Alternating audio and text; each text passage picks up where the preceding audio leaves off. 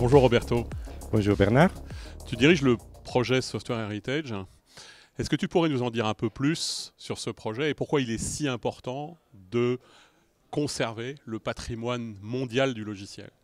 Effectivement, la raison est très simple. Les codes sources des logiciels que nous écrivons est en réalité une forme de connaissance unique dans l'histoire de l'humanité. C'est fait pour être lu par des êtres humains et exécuté par des machines.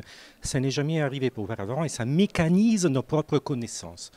C'est très récent, on n'a commencé même pas il y a un demi-siècle, et pourtant il y a tellement de codes, et jusque-là on ne s'est jamais occupé de les préserver alors que c'est une partie essentielle du patrimoine culturel, scientifique et technique de l'humanité. Alors puisque tu parles de ce côté unique du patrimoine, est-ce que tu pourrais nous donner quelques exemples qu'on peut considérer vraiment comme historiques avec un grand H de ce type de code? Effectivement, sans le logiciel, il y a énormément de choses qu'on n'aurait pas pu faire et on peut regarder comment on l'a construit dans ces codes sources. Certains sont encore disponibles. Il y a les codes sources de l'Apollo 11 qui a permis d'en mettre les premiers hommes sous la Lune. Sans le soutien de ces logiciels, on n'aurait jamais pu faire les calculs des trajectoires. Ensuite, on a les codes sources des mosaïques, qui étaient les logiciels qui ont popularisé le web. Sans mosaïque, on n'aurait pas l'Internet, ce qu'on appelle l'Internet aujourd'hui, qui est en réalité le web. Et après, on a des jeux. Malheureusement, ça, je vois aussi à la maison, il y en a un paquet. Donc, des jeux comme Doom qui ont donné l'origine, après Quake Arena, à tous les jeux style Call of Duty d'aujourd'hui. Il y a des bijoux, des codages et d'intelligence dedans qui ont permis de les faire tourner sur des machines qui n'étaient pas puissantes à l'époque. Alors on parle de l'aspect historique du code, mais on peut aussi parler de l'importance du code pour les nouvelles générations. Donc il est clair qu'on a besoin de se pencher sur ce problème.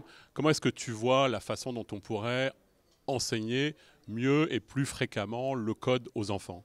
Merci de la question, Bernard. Comme tu sais, juste en ce moment, on est en réunion très importante à l'UNESCO dans laquelle un des sujets, c'est de réfléchir à cette sorte de digital divide. Ce n'est plus qui a accès ou qui n'a pas accès à Internet, mais c'est une séparation entre les gens qui savent quoi faire du logiciel et pas juste l'utiliser, et les gens qui sont seulement des utilisateurs passifs. Pour comprendre ce qu'une machine peut faire, c'est nécessaire de comprendre comment on les programme. Et il faut qu'on ne soit plus seulement capable de lire, compter et écrire, mais aussi coder. Et ça commence aujourd'hui. Parmi les sujets qui sont aussi importants, il y a le fait que Software Heritage n'aurait jamais pu voir le jour sans l'open source. Donc, tu as connu l'open source depuis presque ses origines, donc en fait, tu as vraiment un regard très approfondi sur cette histoire de l'open source. Comment est-ce que tu vois cette évolution et comment tu vois l'évolution de l'open source dans le futur? Absolument. Finalement, l'open source, les logiciels libres à l'origine étaient basés sur une notion de liberté. C'est réapproprier la liberté d'écrire des logiciels, de les modifier, de les utiliser. Cette liberté a libéré une énergie qui a créé une énorme quantité de codes que nous archivons aujourd'hui. Ça nous a mené à l'open source, à l'arrivée des entreprises. Mais très récemment, on s'est rendu compte que c'est beaucoup plus que ça. Ce n'est pas juste retrouver du code, le mutualiser en payant moins cher.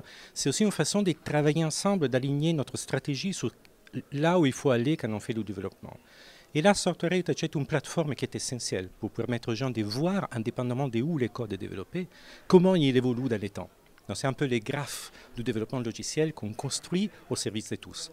Alors, puisqu'on parle un peu de l'histoire de l'open source, je me souviens d'un ouvrage que tu as commis il y a quelques dizaines d'années. 20 ans. 20 ans, oui. Ouais. Donc Microsoft, le hold-up planétaire, si ma mémoire est bonne, ça devait s'appeler comme ça. Qu'est-ce qui fait qu'aujourd'hui, tu es à côté de moi et qu'on parle devant des caméras? C'est une très bonne question. Alors, si tu regardes, mon livre d'ailleurs, il est sur ma page web, tu peux le télécharger tranquillement. Je sais bien. On peut le relire encore. Et toi, moi, ce que j'avais en tête, c'était pas de faire de la peine à une entreprise en particulier, Microsoft. Ce que j'ai pointé du doigt, c'était les dangers d'un monopole complet sur toute la chaîne de l'information. À l'époque, c'était Microsoft qui était en passe de faire ça. Ce n'est plus le cas aujourd'hui. Si tu prends les mêmes livres, tu enlèves Microsoft, mais certains autres noms d'acteurs, les livres restent quand même très d'actualité aujourd'hui. Alors malheureusement, comme on dit souvent, il y a un proverbe chinois, quand les sages indiquent la lune, les sots ne voient qu'un doigt. Alors moi, je suis très ravi qu'aujourd'hui, les gens commencent à arrêter de regarder les doigts, on regarde un peu plus la lune. Et ça me fait plaisir que Microsoft ait quand même pas mal changé. Moi, je n'ai pas changé, hein, je peux garantir, à part le fait que j'ai perdu un peu plus de cheveux. Et donc, on fait du chemin ensemble. Et je suis reconnaissant du fait que Microsoft a été la première entreprise IT qui a reconnu l'importance des software edge, qui est venue travailler avec nous pour préserver les patrimoines du logiciel, d'abord l'open source et ensuite tout le reste. En tout cas, ça fut un plaisir d'échanger avec toi. Merci beaucoup, Roberto. Merci, Bernard.